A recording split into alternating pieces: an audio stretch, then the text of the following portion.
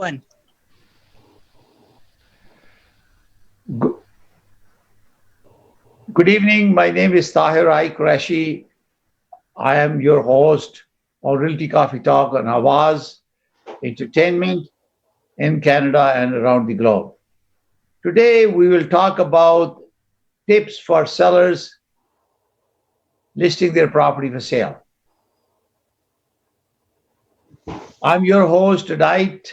My dear friend, fellow Real Estate Institute of Canada, fellow of Real Estate Institute of Canada, Ken Finch is joining me. Welcome, Ken.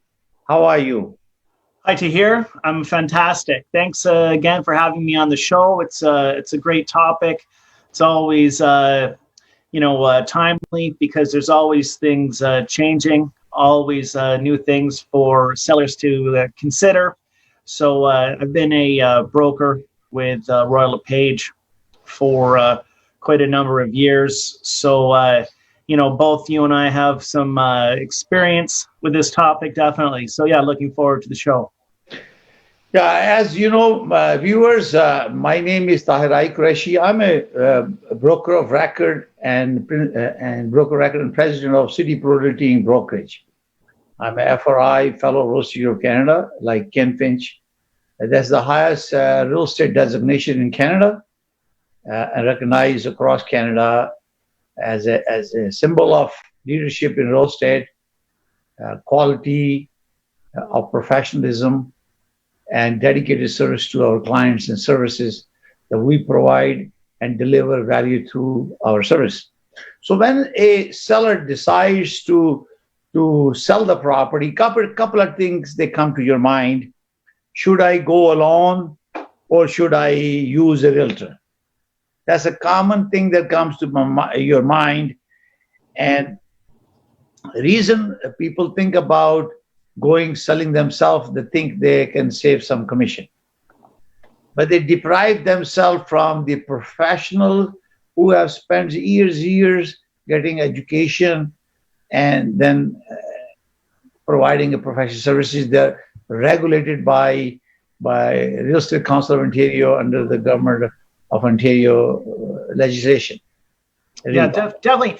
And it even sometimes it ends up costing sellers a lot more time, and it can also end up costing them more money in the long run because some of these for sale by owner companies, you have to pay upfront for services such as getting listed on Realtor.ca, which is the MLS, lawn signs, signage. So it can be a big upfront expense. And it's not always a success. So because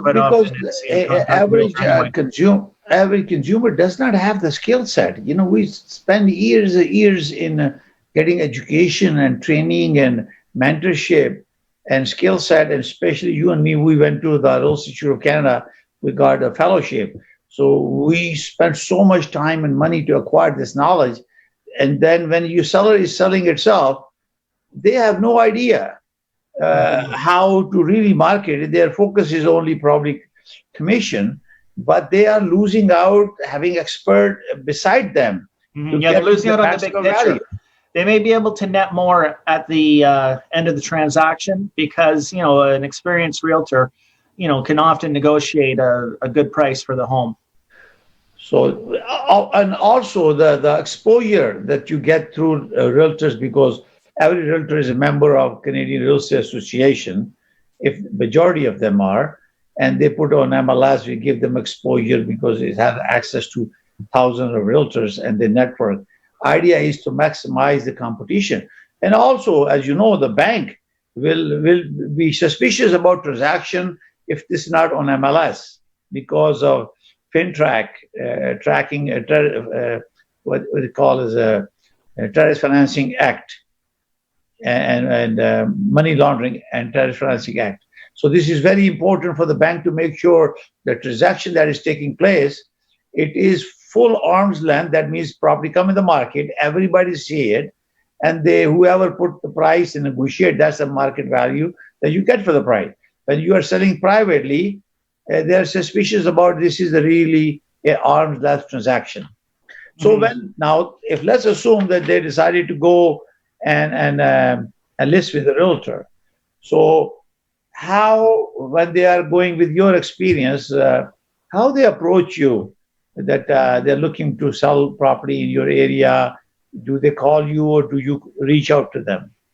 Yeah, well, typically, if someone contacts me, it's a referral or a past client, or just someone in my database.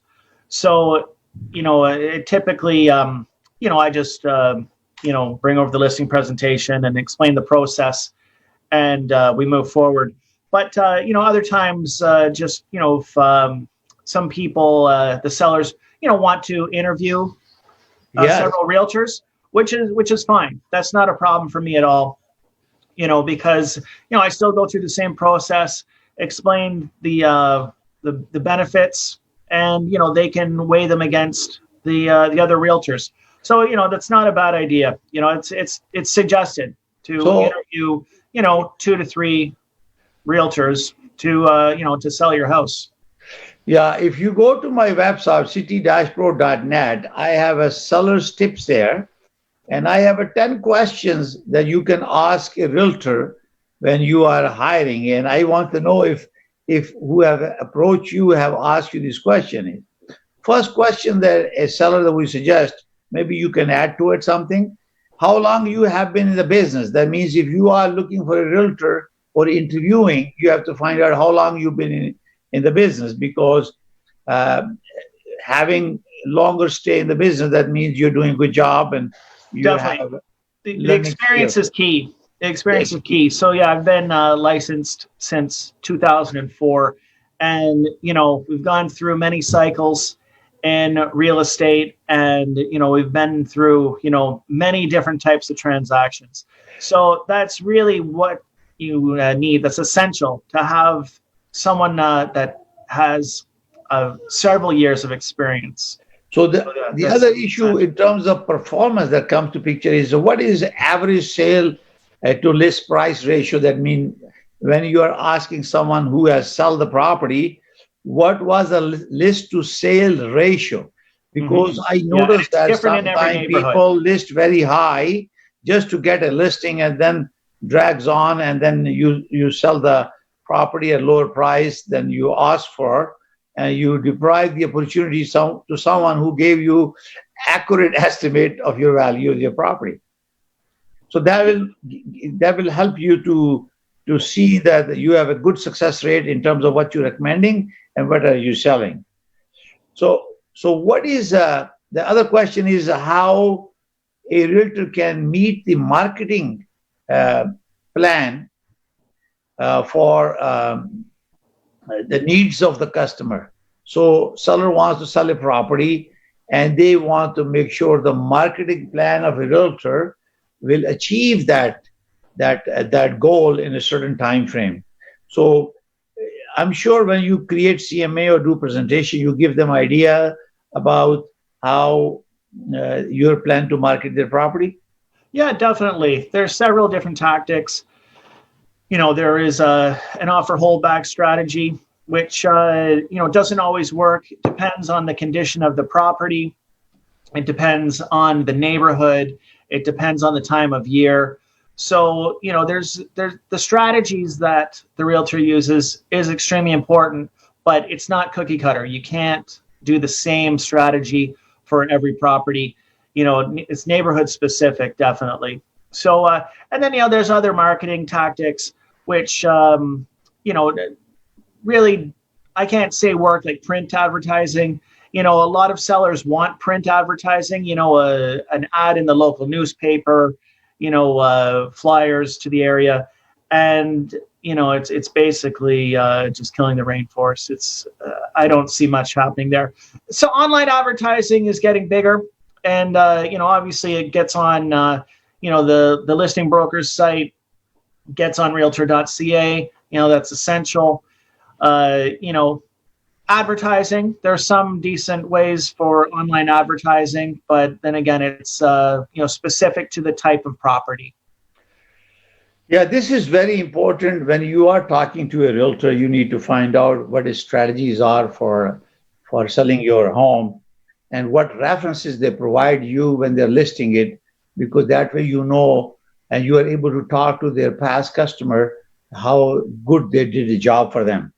The other one thing is question comes to they should ask, what is separates you from competition? Reason this question I included in my website is that we have 86,000 realtors in Ontario.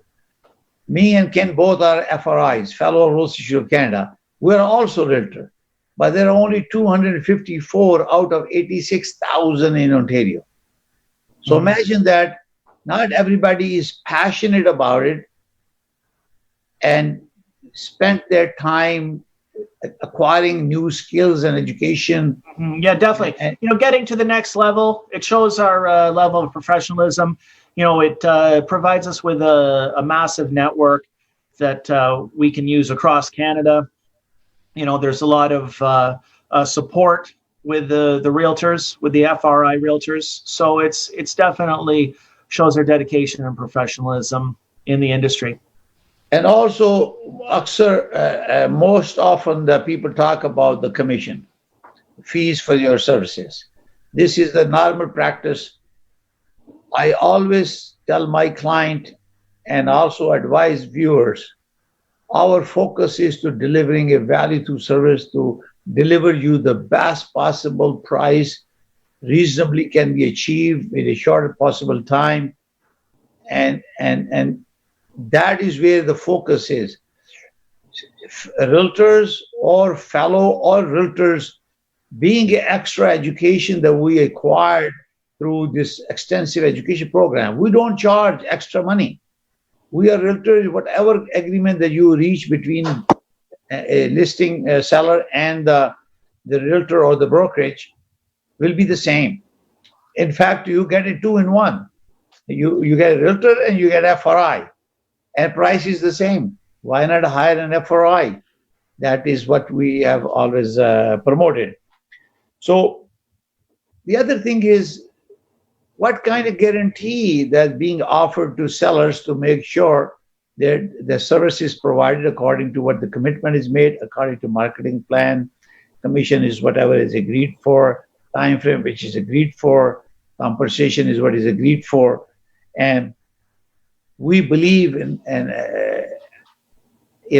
good ethics, good business, and we work very hard to make sure we use reasonable and fair approach when we're conducting any business. So rest assured that whatever commitment an FRI realtor will give it to you, they will honor that, and they follow the big standard. So if you have listing, you want to sell your property, I will again tell you, go to my Realty city-dashboard.net, and you can find tools. Tips are there. There are 10 of them. So we're going to switch to the next subject when really preparation for the house. So definitely with this pandemic and all this what's going on, you need an expert advice because you cannot allow a stranger to come to your house right now. If you don't have a barriers, no protection, no regulation, no someone buyer is coming to your house, you have no idea what type of person will have, if he has a coronavirus or has some symptoms, he's not going to disclose to you. So it's become even more critical now to make sure you hire a realtor to help you sell your property. Do you agree, Ken? Oh yeah, no, definitely. It's extremely important now. We're we don't want to get into second wave. We don't know what's going to happen with that. So, you've got to be cautious, definitely. So now next step is, let's assume that you have chosen a realtor who is going to help you to sell your property. The first thing that comes to you is to come home preparation checklist, that you create a checklist of things that you have to do inside and outside. So let's talk about that. When you list the property, you have a wall, door, window, there are dirt, there are stains, you have to clean them, you have to clean the house. So that place, how do you feel about that? What is your experience in getting things done? Yeah, definitely. So, the first step is decluttering. You've got to get rid of as many items as possible. So whether you're purging, you're giving away to charity, a storage locker, may be the solution for you. But it's important to get as much out of the house as possible. You obviously, you want it furnished nicely, but you want all of the small items out. Yeah. Then, so basically, another option, do a garage sale. That can be a good way to get rid of some unwanted items. And another option is to hire a professional organizer, because they, really know how to, organize everything, and that will help with the move and help when you're getting settled in to your new property. Yeah, no, this is very important, because not only that you have to do interior of the house, painting, ceiling, if you have leaking windows, you have to fix those, or you have doors, furnace, air conditioning. If they're old, you better replace it, because if you want a good top dollar for your property, the buyer is going to put all the money they have to buy the property. Then the furnace, the air conditioning, multiple units, heating, rental versus owned or maintenance, painting wall, hardwood flooring, these kitchen upgrades, bathroom upgrades, granite countertop or quartz, these all matters. If you do not do these things, buyer is not going to pay for it, because they're going to be comparing your property with the other properties, correct? Yeah, definitely. It's important. Yeah, inside and out, definitely. Outside, make sure, power wash, the front entrance area if possible. Just get your garage in order as well. People, the garage is very important to people. So, it reflects badly if it's disorganized and, full of items. So, it's the perimeter of the house. You do landscaping. You can get a landscaper in, and for $300 to $500, they can trim all of your trees and plants, and really make it look sharp. So that's important for spring, summer, autumn time. Definitely, consult a landscaper. The painting, it makes a big difference, because when you have a fresh paint in the house, it really brighten up. And if you make sure you have lots of lights in the house, because it looks bright and beautiful. Yeah, that's the best bang for your buck is painting. You should definitely throw a fresh coat of paint on. If nothing else, do that.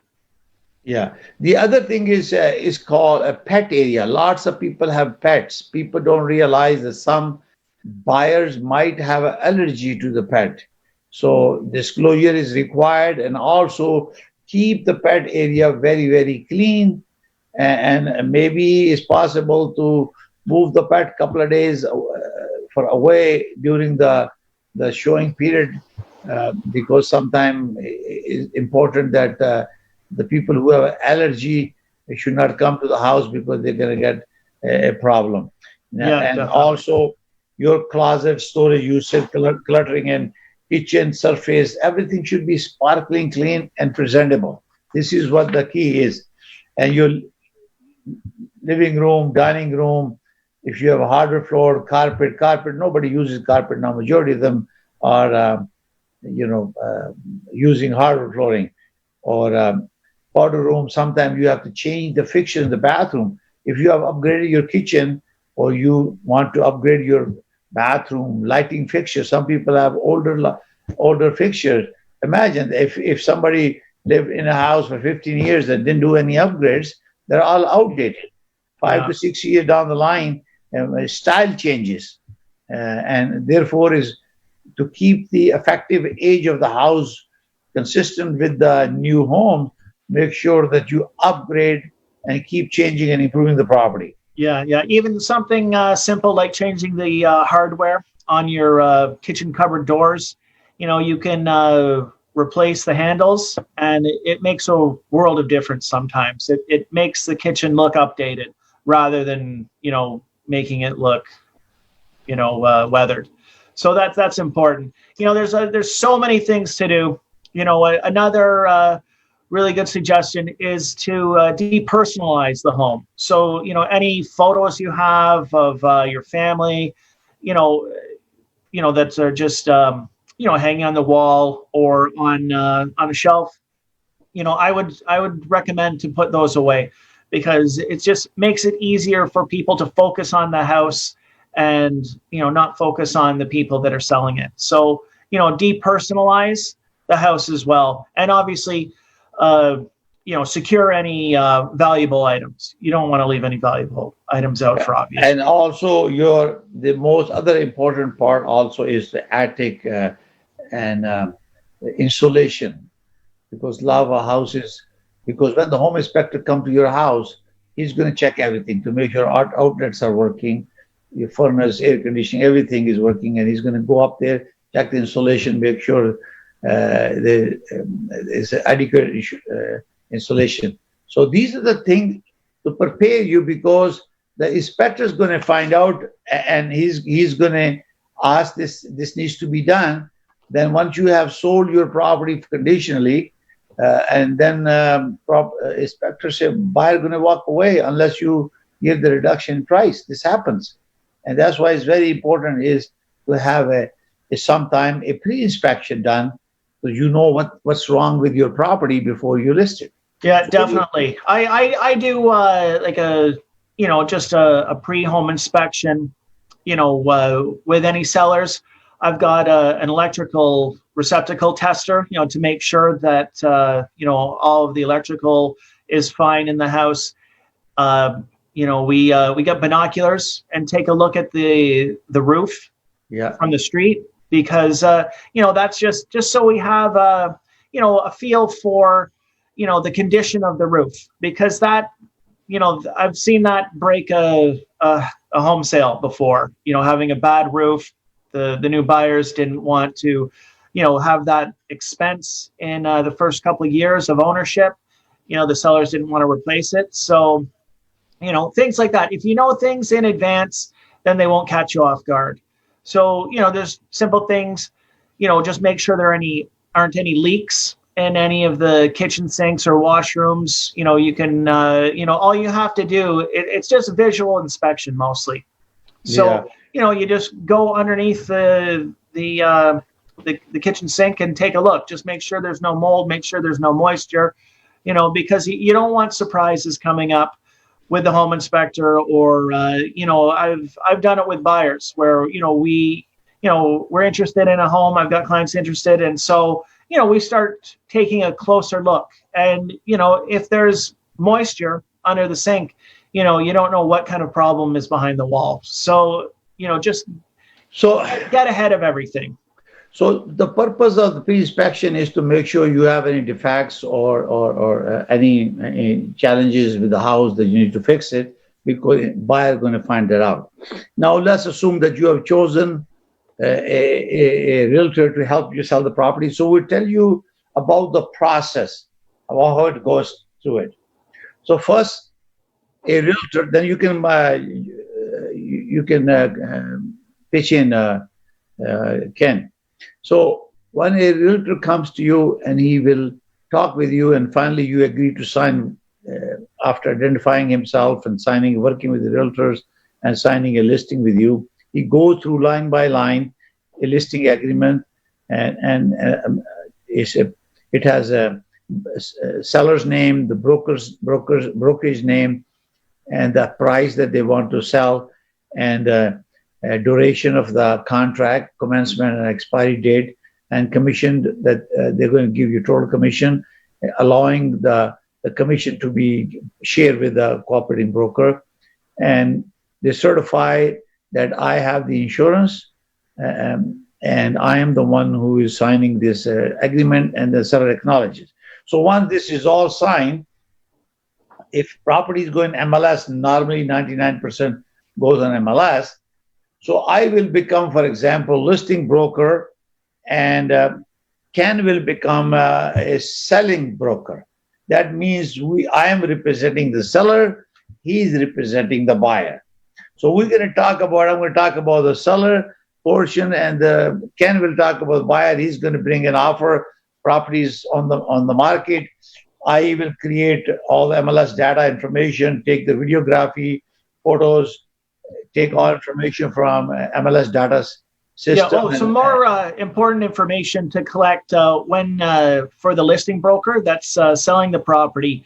The seller has to provide several other documents other than just all of the forms that you mentioned, because there's a survey if available, floor plans. They can be created.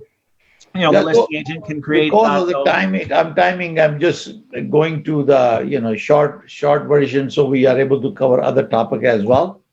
So when you are selling the property, you have already a structure. So you have a floor plan and a survey. Older home may not have a floor plan, but you can hire a company to do a floor plan for a couple of $100. And surveyor, there is a Protect Your Boundary website where you can order your survey if you don't have it. Survey, yes. I think Chris was on my Realty Coffee Talk show. And if you can go to realtycoffeetalk.com, you can see our video program for 1 hour, talk about boundaries. So we put the property in the market, we take pictures, and we're selling it. Now, Ken see that on MLS. Ken, how do you find the listing and how do you approach a listing broker, and then we negotiate the deal? So what, as a seller, how do I find the listing? You are a buyer broker. Okay, so so I find it on I'm in based out of Oakville, and so there's the Oakville Milton District Board, MLS, and the Toronto Regional Real Estate Board, the SRES. So they're the MLS that are just for realtors' use. Yes. And they provide a lot of data like days on market, all of the property information. So, I search on the different MLS systems, for the criteria that my buyer client provides to me, and I send over the details. Yeah, so what happened is, I listed the property in the market, go to MLS. He has a buyer, he's in Oakville, properties in Mississauga, or anywhere in Ontario, anywhere in the world is accessible, but only Ontario professional are only allowed their license to practice in Ontario. We can cooperate with fellow realtors, other part of Canada or around the globe, because I'm also CIPS, so I have a network all over the world. So, but we cooperate with them means we will share that compensation if they bring a buyer to buy your property. So that is why the cooperating broker system is built in MLS system, because I am representing the seller and Ken is representing the buyer. So when they show the property, they book to show the property. Because of coronavirus, we have some declaration to make that the buyer agent and their client, nobody has coronavirus or symptoms or blah, blah, blah. They've never been out of the country for 14 days. All those precautions. Then they go and show the property. And after that, they say, okay, we are interested to put an offer. They put an offer. So now Ken is representing the buyer and I am representing the seller. So we negotiate. Price is negotiated between buyer and seller. But Ken assist his client, I will assist my client. And once an agreement is made, that becomes a conditional agreement of purchase and sale, subject to financing, subject to environment, subject to inspection. These are very common things, unless you have septic tank or other issues, water well, and then you have other issues that you talk about, conservation areas. There should be some easement on the property. And this is what we covered in our previous episode. So now, if you have a septic tank or water well, Ken will be arranging through other competent people to get those reports to make sure your buyer is satisfied, correct? Definitely. And, if the property is a condominium, you've got to offer a status certificate. So that is about $125. And what that does, it tells the, financial status on the condominium corporation. It advises if there are any arrears for the condo fees, has all the relevant details for the condo. It lists the board of directors, the property management. So it's the lawyers need that, document to close the deal. So that has to be ordered. It's by law they can take 10 days to provide the document. Yes, for the condominium. Yes. So yeah, and now now with the digital age, it's usually quicker because previously they would have to print out the condominium bylaws, the rules and regulations, and all of the other documents, and you'd have to physically pick up this paperwork. But now it's all digital, so it's a lot quicker. Yeah, the seller provide comparative analysis for the property when they're determining to list the property or to sell the property. So once this is done and price is negotiated, the buyer give deposit to the seller. It stays in the listing broker's real estate trust account, which is basically monitored by Real Estate Council of Ontario. And you cannot touch that money that goes to deposit only if the transaction completes or a transaction fails and there is a mutual release signed by buyer, seller, a listing and operating broker, then the funds are released. Otherwise, the money stays in the listing brokerage. Now, when conditions are full satisfied, the Ken will remove those conditions. Buyer actually removes them, but he representing them. It comes to the seller. Yes. To us, we acknowledge them on behalf of the seller, and the condition property is sold. And then in the meantime, due to this conditional period, the buyer broker will ask the client to get the mortgage from the lenders that the buyer is working with, and they provide a very clear commitment for financing the project, and then conditions are removed, and then everything is sent to seller's lawyer, and Ken will send to the buyer's lawyer, and they work together to complete the transaction as they move forward. So this is definitely. So yeah, because what I provide, it's after the conditions are fulfilled, such as home inspection, mortgage financing, then I get the buyers to complete a notice of fulfillment and send all of those documents, to goes to the brokerage, and it also goes to the lawyer. So when you are engaging a real estate professional, you have some expectation and assumptions. So when you are listing a property, you put them in black and white as a Schedule A to your listing agreement. And this realtor who is representing on behalf of the brokerage under the Real Estate Business Broker Act, and now as amended Trust and Real Estate Services Act, the process of listing and selling the process and negotiating and assisting your client needs to be explained to you when you are retaining the services of a real estate professional. And also how he assess your needs. What are your needs and how he can assess them to make sure he put together a marketing plan to achieve that success. And if you are planning to buy a property, obviously your dream home again, if you are upgrading, he will be working with you, he or she will be working with you to put together a list of this. The most important thing for when you're listing a property is what are your expectations? Why you are selling your house? Are you upgrading? Are you downsizing? Are you retiring? Are you disposing of property because some financial difficulties? Those things are private and confidential. That remains with the person who is representing you.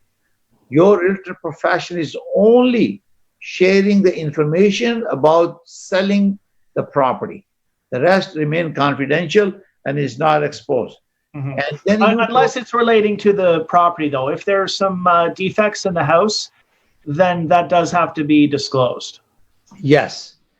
I'm talking about mostly personal. Yeah. That is definitely 100% confidential. So yeah, that's the listing broker or the buying agent. We don't disclose the motivation that we have.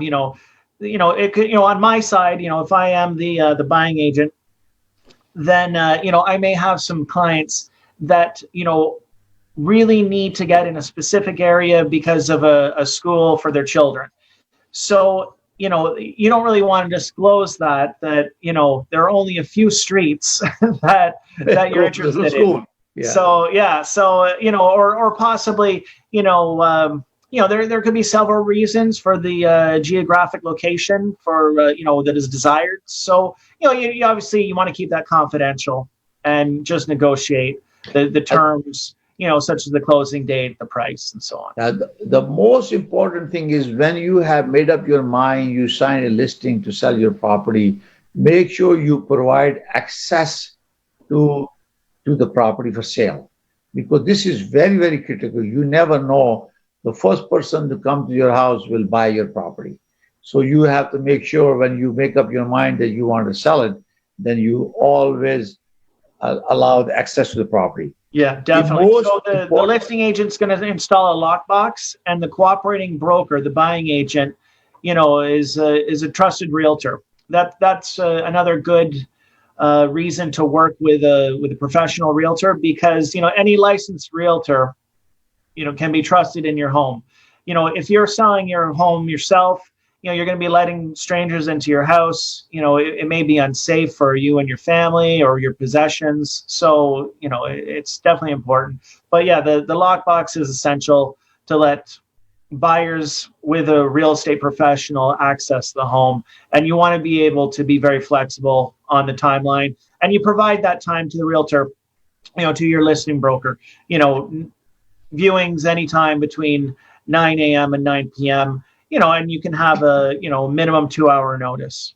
Yeah, this is also very, very important when you are hiring a real estate professional. Make sure he has a negotiating skills. His experience, he demonstrates his knowledge, ability to negotiate a better deal for you. We are both, as you can see on the back of my screen, as well as we are FRIs on duty. Both are fellow of Realty Institute of Canada, and we are both realtors, and we are always there passionately, well prepared, well educated to help you sell or buy a property. The most important thing in real estate is honesty and integrity, good ethics. Good ethic is good business. That's what we are all about. Real estate professionals follow regulation. It's called Real Estate Business Broker Act, as amended now, Trust in Real Estate Services Act of 2019. We are governed and regulated by the Government of Ontario. Real Estate Council of Ontario is the regulator that gave us license to practice. In Ontario, real estate business is regulated by Ontario government to implement education, registration, compliance, and consumer protection program. So when you are dealing with a realtor who is licensed, you are protected. And there are some regulated ethics in our Business Broker Act that we all conduct ourselves.